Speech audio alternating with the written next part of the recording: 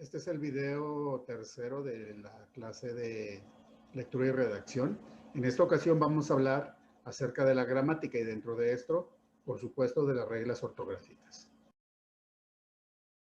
Vamos a hablar de la gramática primero, y esto es el estudio de las reglas y principios que gobiernan el uso de las lenguas y la organización de las palabras dentro de unas oraciones y otro tipo de constituyentes sintácticos. También se denomina así al conjunto de reglas y principios que gobiernan el uso de una lengua concreta determinada. Así, cada lengua tiene su propia gramática. La gramática es parte del estudio general del lenguaje denominado lingüística. Clásicamente, el estudio de la lengua se divide en 4 niveles. En el nivel fonético, fonológico, en el sintáctico, morfológico, el nivel léxico-semántico y el nivel pragmático. Vamos a dejar claro el concepto de gramática.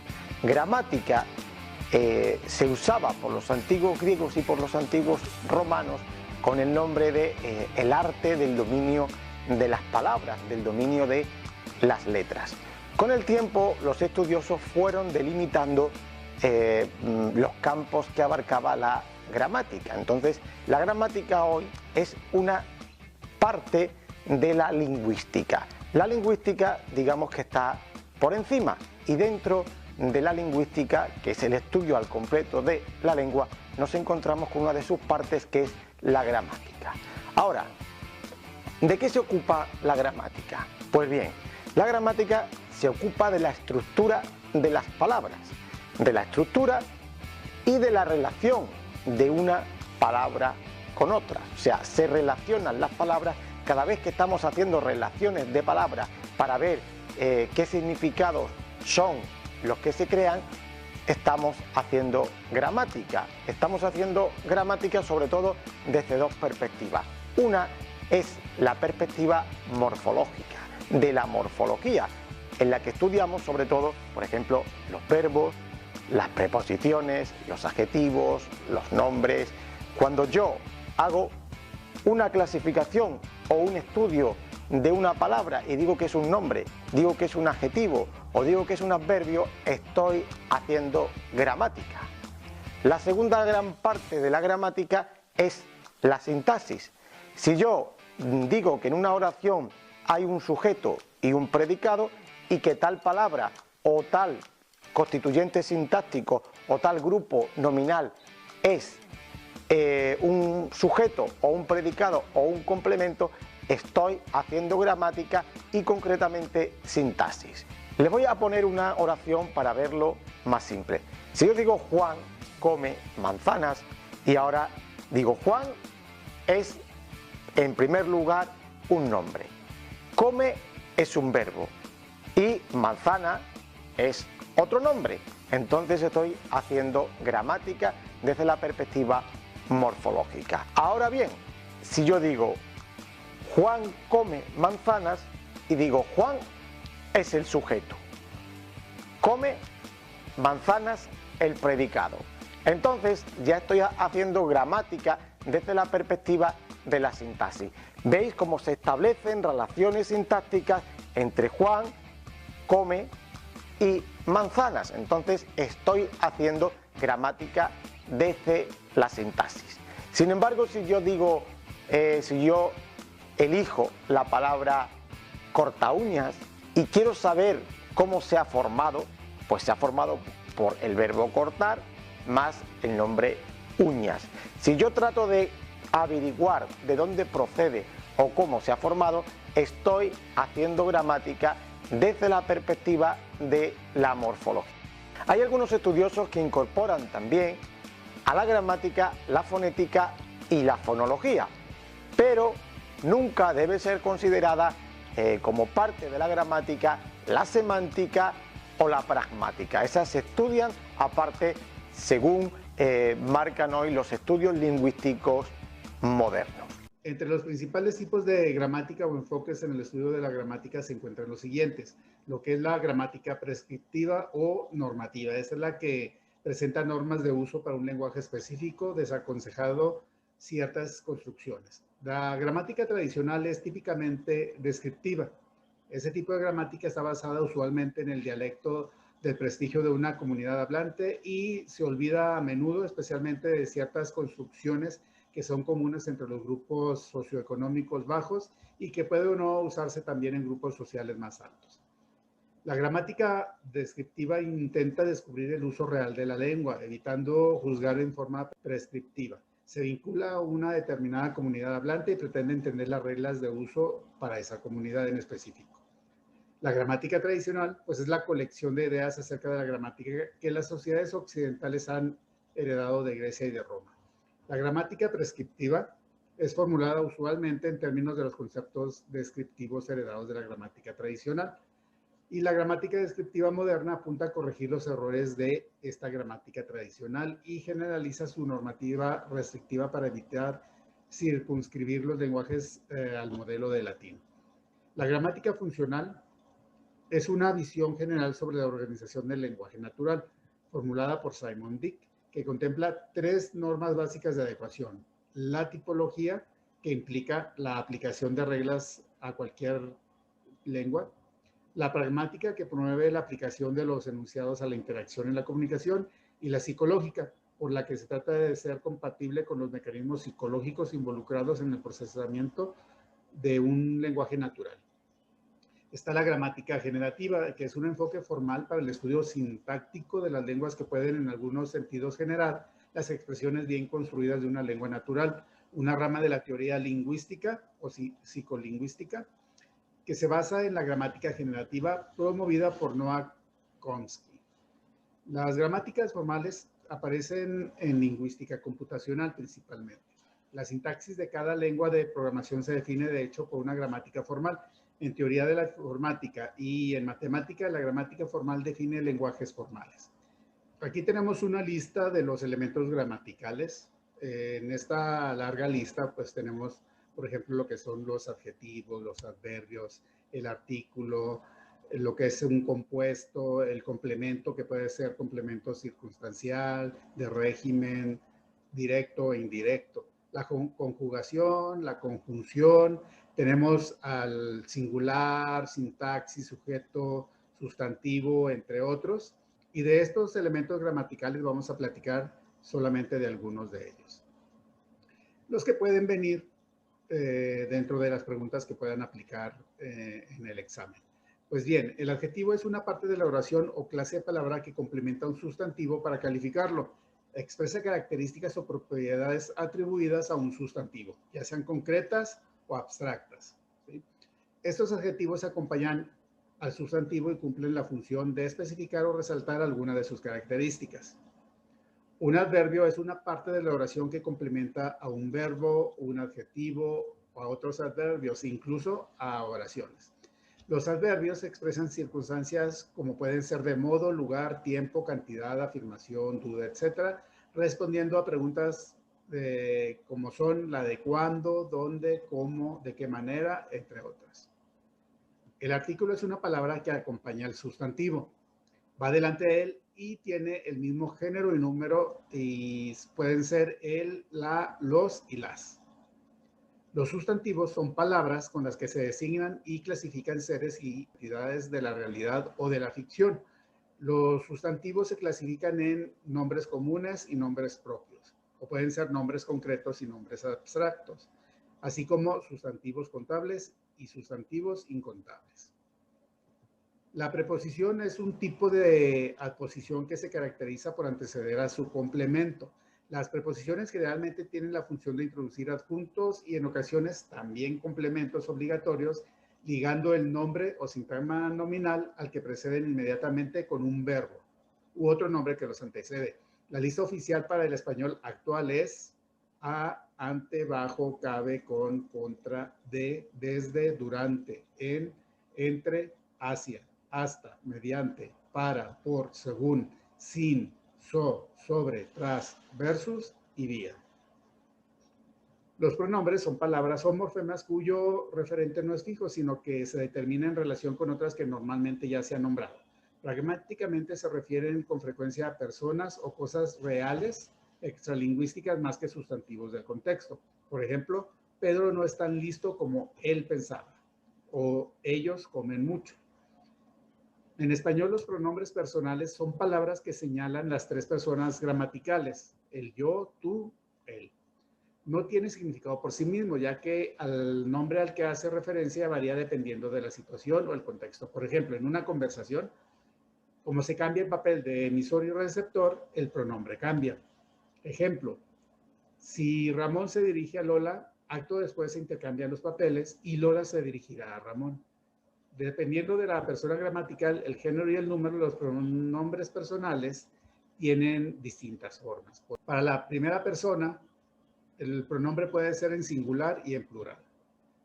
Por ejemplo, del singular serían yo, me, mi y conmigo. Del plural, nosotros, nos, nosotras. En la segunda persona, que es el tú, en singular serían tú, te, ti, contigo y vos. En plural sería vosotros, vosotras y os. En el caso de la tercera persona, que es él, serían lo, le, se, si, consigo, ella, la, ello, lo, usted. Y en plural serían ellos, ellas, ustedes, los, las, les, se, sí y consigo. Comenzamos ahora con algunos temas de redacción que están enfocados en mejorar la habilidad comunicativa de escribir. Entre otros veremos aspectos sobre precisión, claridad, orden lógico, queísmo y dequeísmo, concordancia, verborrea, cosismo, errores sintácticos, gerundios, voz activa y voz pasiva, algunas ambigüedades y asuntos de puntuación.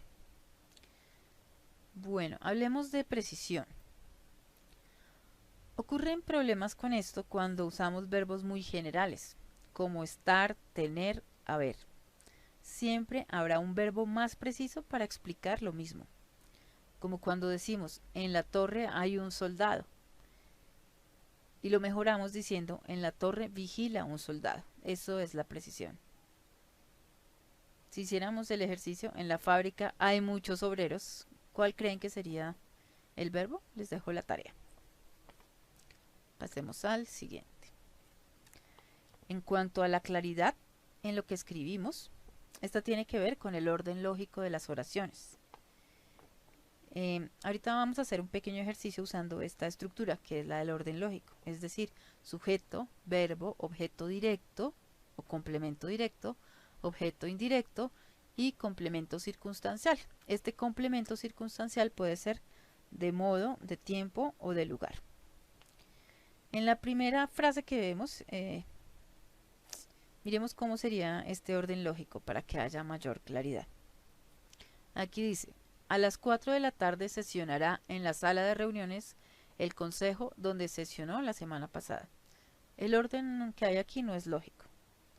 Si la reorganizamos siguiendo esta estructura de aquí arriba, quedaría mejor y de la siguiente manera. El consejo sesionará a las 4 de la tarde en la sala de reuniones donde sesionó la semana pasada. Espero que les haya servido el ejemplo. Pasamos a otras dos falencias comunes en la redacción, que son el queísmo y el dequeísmo. Son manías que se asumen. El queísmo es usar que para cualquier cosa, para todo. Pero muchas veces el que se puede reemplazar por dónde, cuánto, cómo, etcétera, dependiendo de la oración y el contexto. Por favor, revisen los ejemplos y busquen aplicarlos. Veamos esta primera oración. Aquí fue que estuvieron ellos. En este caso podemos reemplazar el que por dónde, porque el hecho de decir aquí está hablando de un lugar. Entonces, por eso el dónde reemplaza ese lugar. Aquí fue donde estuvieron ellos. Revisen con calma los ejemplos para que entiendan un poquito mejor esto, por favor. Ya pasando a los ejemplos de dequeísmo, ya les decía, es una manía también, y es la de usar la partícula de que para enlazar el verbo con un complemento. Muchas veces está mal usada, pero en otros casos es necesario incluirla. Veamos uno de los ejemplos, ustedes luego los revisarán con más tiempo. Si decimos, espero de que acepte las remisiones, está incorrecto. Lo correcto sería decir, espero que acepte las remisiones. Pero ¿cómo sabemos si está correcto o no? Para comprobarlo debemos usar la preposición de al hacer una pregunta. ¿De qué? Si la pregunta resulta correcta, obliga a utilizar el de qué. ¿De qué espero que acepte? Estaría mal, entonces ahí ya sabemos que no tenemos que usar el de. Hagan el ejercicio con los demás ejemplos para que se den cuenta.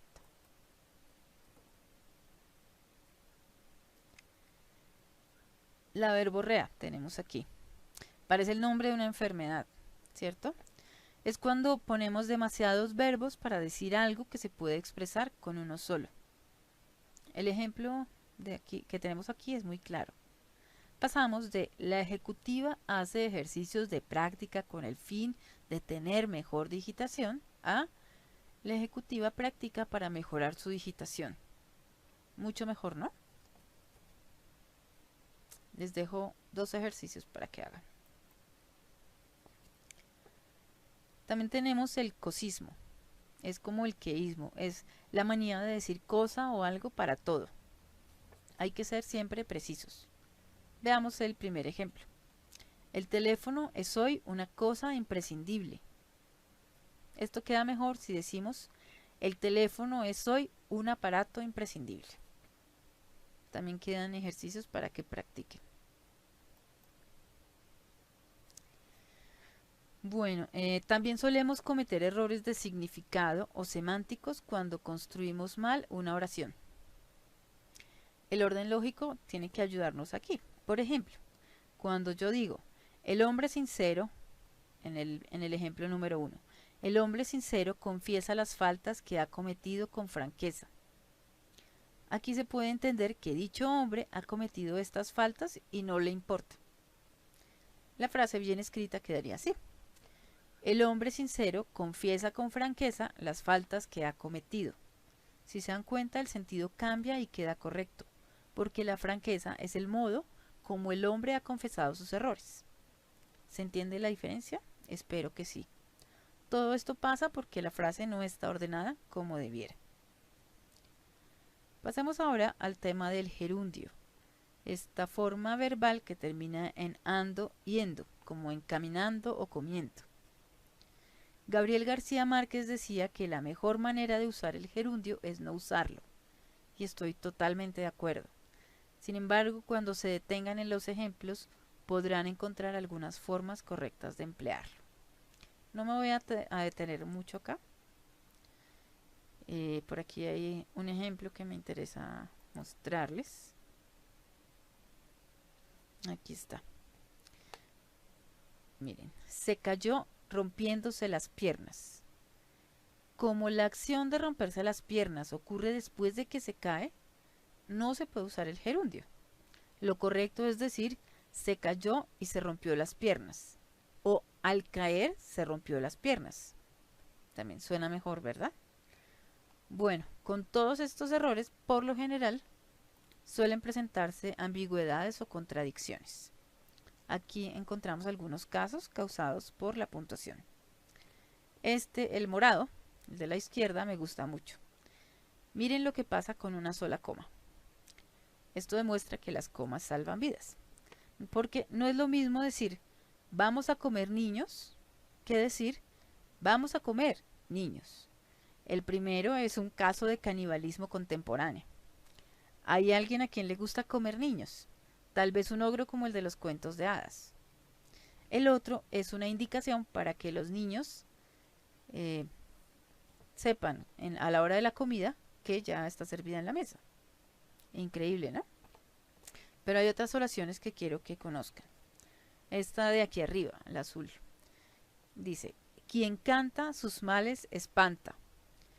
Esto es muy diferente de quien canta sus males espanta. La primera nos indica que no es bueno decirle a todo el mundo lo malo que nos pasa. En la segunda nos hablan sobre el poder de la música para espantar lo malo de la vida. Todo eso lo hace la poderosa coma, esa superheroína que muchos no se acostumbran a usar. En esta otra frase, la amarilla, se fumiga a domicilio. Allí estamos cayendo en una redundancia. ¿Por qué? es necesario ir a la casa a donde están las cucarachas a fumigarlas, porque es un poco difícil llevar las cucarachas a la empresa fumigadora para hacerlo allí. Piénsenlo. Y miren esta otra. Imaginen que la profesora de un colegio les pide lo siguiente a los niños: traer una bolsa de basura negra. Creo que a los papás les va a tocar difícil conseguir exclusivamente basura negra. Todo sería diferente si se pide una bolsa negra. Bueno. Pasando a otro asunto, vemos la voz pasiva y la voz activa. No es que esté mal la pasiva, solo que es una manía que viene del inglés. Pero en español la construcción suena mejor si se hace en voz activa, es más directa. Fíjense la diferencia entre esto. Voy a leer primero la que me parece correcta, que es la voz activa. Bauman y Perelman estudiaron la estabilidad de la articulación.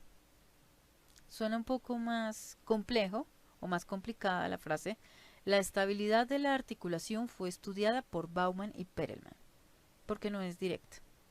Entonces la idea es que tengamos esto en cuenta para que nos ayude a construir textos muy claros. Para empezar, quisiera recordar que en nuestra vida cotidiana todos los días nos cruzamos con errores y horrores de ortografía. Cuando vamos por la calle es fácil encontrar vallas y avisos en los almacenes, las tiendas, las vías, etc., en los que se cometen fallas garrafales como las que encontramos aquí en la pantalla, que a veces nos producen risa y otras vergüenza. Muchos de los errores cotidianos tienen que ver con el desconocimiento de las normas, la falta de lectura de quienes producen la información, o porque las redes sociales y las interacciones diarias en chats, por ejemplo, nos han acostumbrado a ser perezosos, y como lo plantea esta caricatura de Bart Simpson, a que nos han enseñado a que debemos escribir con horrores y no pasa nada. En este ejemplo de chat de la izquierda y en los anteriores de la calle, encontramos entre otros que no se usan mayúsculas, ni tildes, ni puntuación, que se abrevian las palabras arbitrariamente por sus sonidos. Y cuando se escribe así, lo peor es que esto se lleva también a la escritura académica. Son muchísimas las personas que ni siquiera escriben bien su propio nombre, no usan las mayúsculas en las iniciales como corresponde y tampoco las tildes según las reglas de palabras agudas, graves o esdrújulas, quizá porque han creído el mito de los nombres, de que los nombres no tienen ortografía. Sin embargo, lo que un lector común espera en los textos de otros es que sean confiables. La mala ortografía deja por el piso esta cualidad. En el caso de que, por ejemplo, sea un periódico de renombre el que cometa un gazapo o error craso. Aquí en pantalla vemos que en un titular se escribe precio con S, para hablar del precio de la gasolina. Esto da una pésima imagen del medio de comunicación que lo publicó. Por eso quería que conocieran esta frase. La mala ortografía es una enfermedad de transmisión textual. Protégete. Pero, ¿cómo nos protegemos? Leer más es una buena opción. En la medida en que se lee, uno ve las mismas palabras escritas muchas veces de la misma forma, tanto así que ni siquiera habría necesidad de estudiar ortografía para escribir bien. Otra forma es no dejando que la pereza nos gane. Veamos ahora por qué otras razones ocurren estas dificultades con la escritura y con la ortografía. En una encuesta hecha a estudiantes, los resultados arrojaron que la mayor dificultad es que no se conocen bien las reglas ortográficas. Eso es algo súper común. Pero hay otros factores, que los hábitos de lectura no son los mejores y que la gente falla en no usar el diccionario, algo tan básico como eso. Otro aspecto es que no los motiva a escribir bien, como si esto no fuera importante para tener un buen desempeño y ser competente. Otros factores podrían ser el uso inadecuado de la puntuación, el no tener un amplio vocabulario, y esto es algo que también se consigue con la lectura. Y por otra parte que no hay tan buena memoria gráfica como se quisiera, pese a que muchos de los jóvenes de hoy aprenden más de manera visual. Así que la invitación es a comenzar a hacer un buen uso del lenguaje. Hay unas normas que facilitan que la comunicación sea apropiada, pero mientras no se usen pueden generarse confusiones y malentendidos. En el caso de las mayúsculas, por ejemplo, Hay varios elementos que deben mencionarse. Uno tiene que ver con las normas de etiqueta, que se relaciona con el modo en que debemos escribir en la red. Muchos escriben solo en mayúscula y esto es como si estuvieran gritando.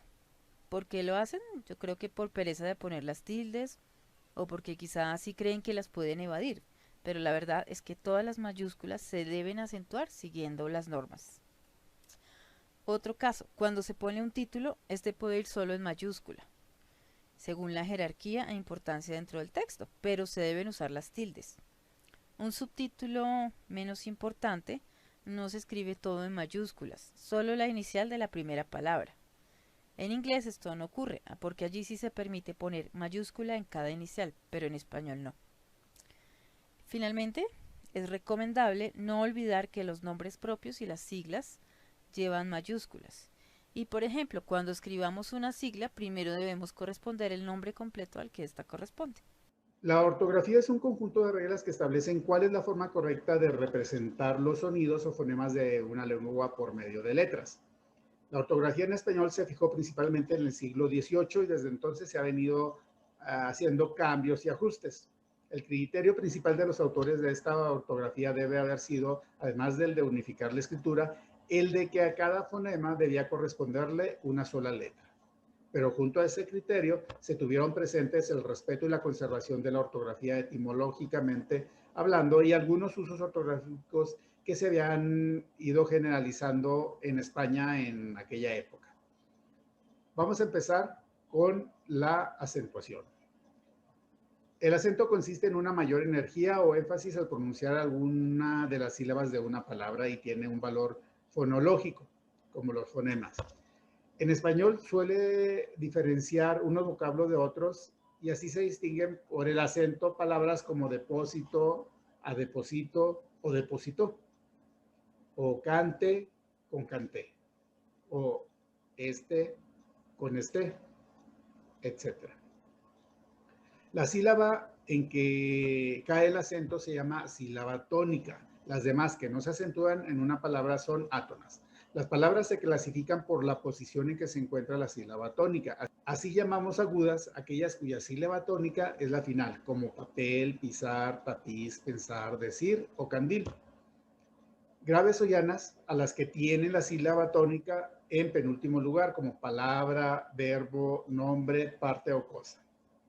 Esdrújulas a las que tienen la sílaba tónica en antepenúltimo lugar, como esdrújula, clásico o crítica.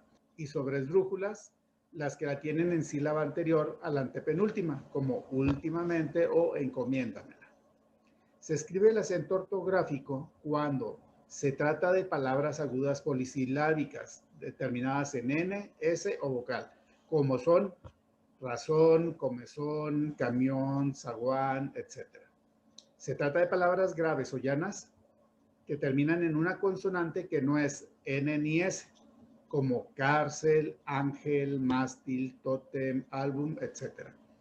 O se trata de cualquier palabra esdrújula o sobresdrújula, como rápido, término, gótico o poniéndose.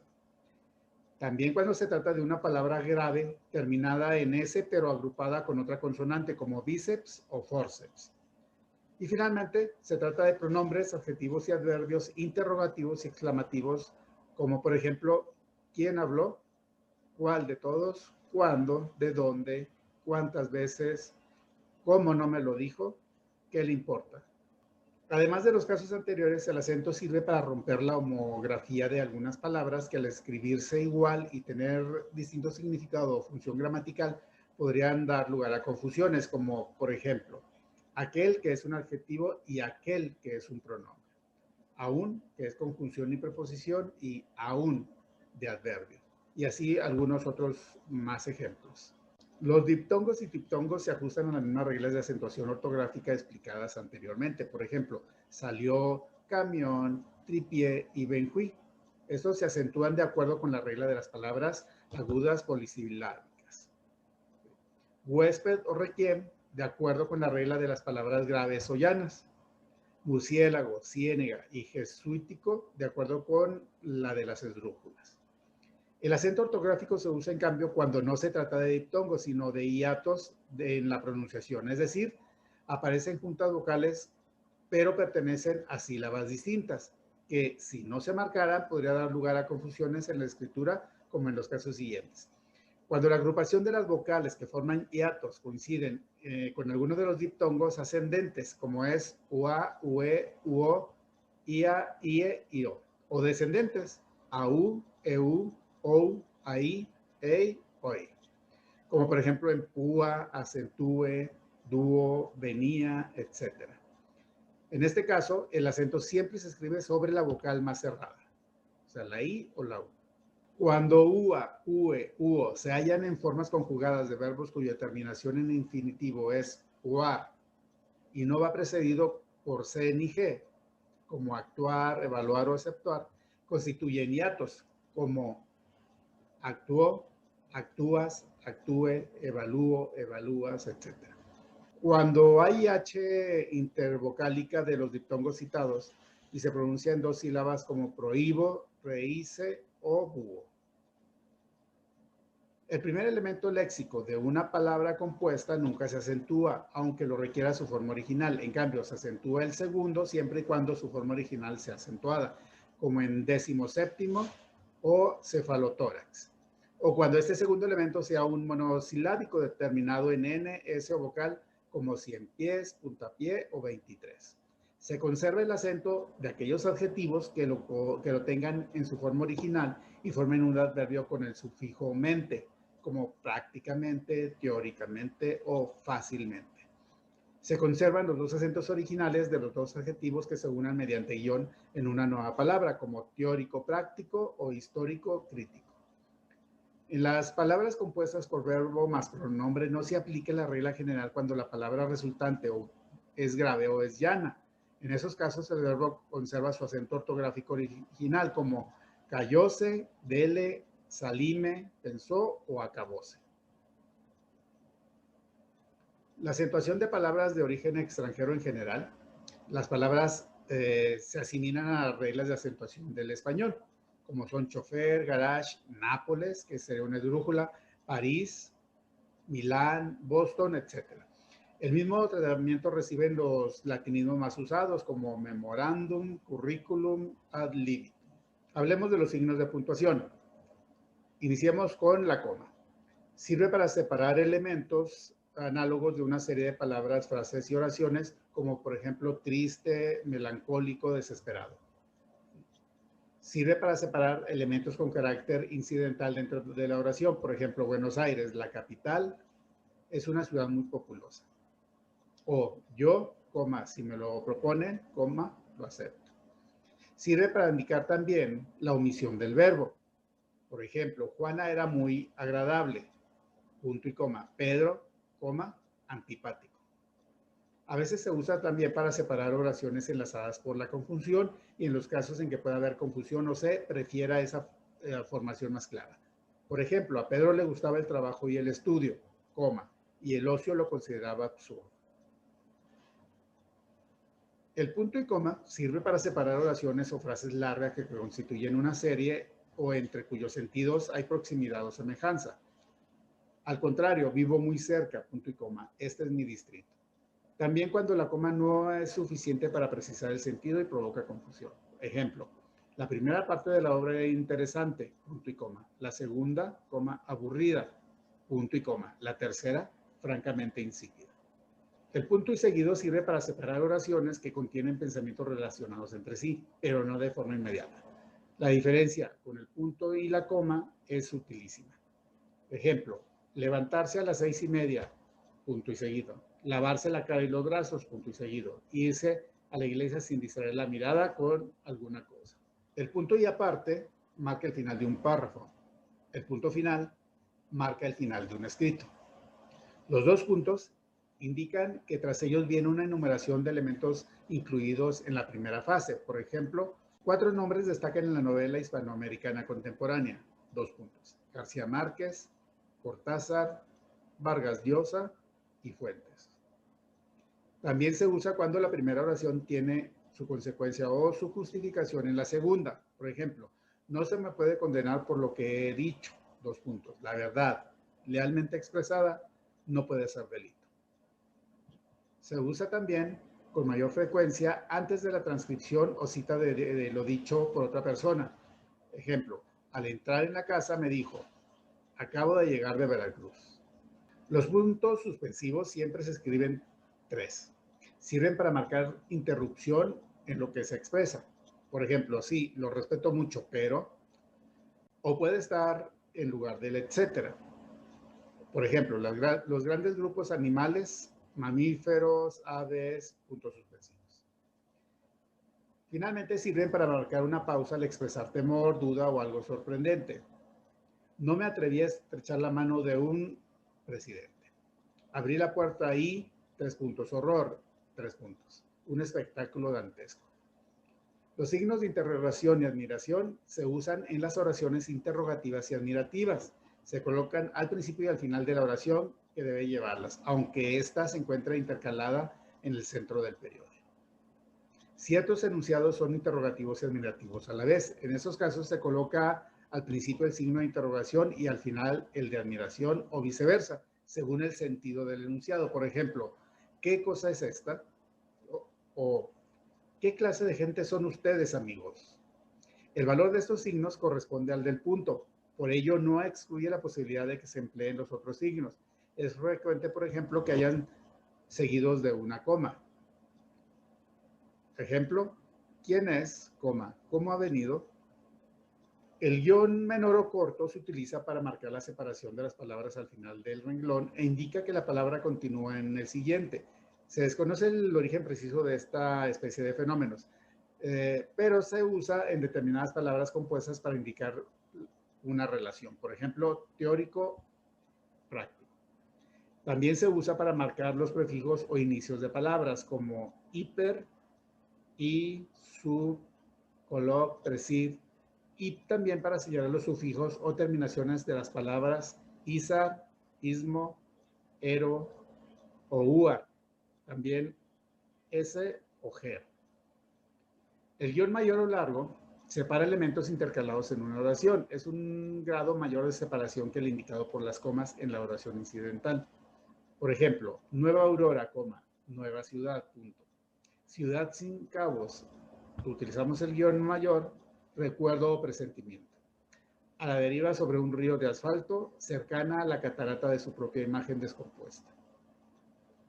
Es el signo empleado también para marcar los diálogos. Por ejemplo, se marca el guión largo, bueno, ¿vendrás esta tarde? Se marca el guión largo para la respuesta del otro personaje y sería no lo sé. El paréntesis separa igualmente los elementos incidentales que aparecen dentro de una oración. Por ejemplo, y te diré, si hay politiqueros, entre paréntesis, y me avengo a que los hay, donde ahora los veo menos es en mi bando.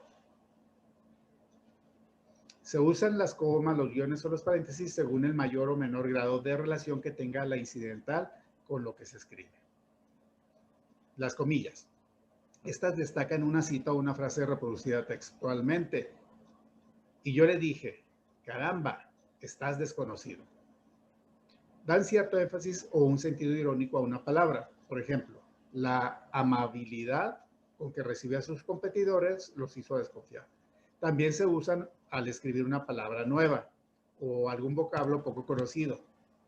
Esto es una palabra específica de una especialidad profesional o de una época en particular. Ejemplo, las cabinas presurizadas del avión. Los corchetes, estos se usan para completar lo que hipotéticamente falta en una inscripción, en un códice o en una cita. De hecho, la obra de Miguel de Cervantes, sus obras, utilizan mucho los corchetes. Se usan también para encerrar una frase que ya tiene un paréntesis o para evitar la repetición seguida de dos paréntesis. Ejemplo, la antigua ciudad de Valladolid, hoy Morelia, ¿sí? Mostrar mapas y fotos, está encerrado entre los corchetes, fue un centro cultural importante en la época colonial. Como observamos, ya se habían utilizado los paréntesis, por lo que no hay que utilizarlos de nuevo y se usan los corchetes. La diéresis sirve para darle valor fonético a la U en las sílabas ge, gi, como por ejemplo cigüeña o lengüita. También se usa en poesía para los efectos de deshacer un diptongo y de dar a la palabra una sílaba más. Las reglas de las letras te ayudan a tener una mejor escritura para un mayor entendimiento.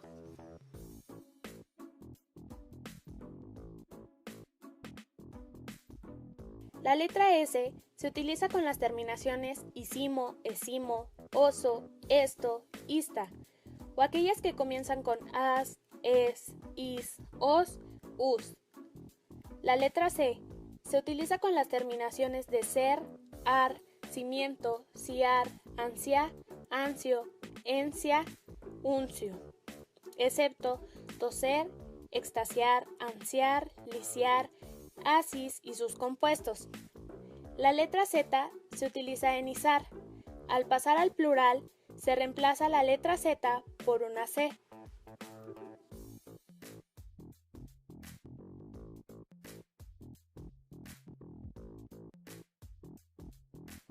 Las palabras que se escriben con V son aquellas que comienzan por vi, vice, bis, eva, eve, evi, evo y video, o aquellas que terminan en boro o bora. También detrás de los prefijos ad, ob y sub. Las palabras que se escriben con B son aquellas que empiezan por bu, bur y bus, biblio, ab, ob, sub, bi, bis, bis, o con los prefijos bien o bene.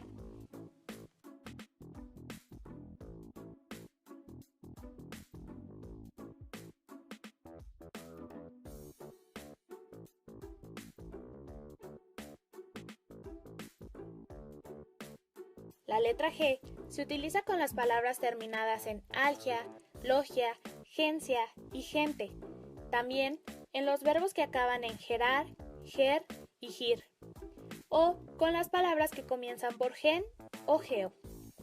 Por otro lado, la letra J se utiliza con las palabras que comienzan por adj, age, eje y obj.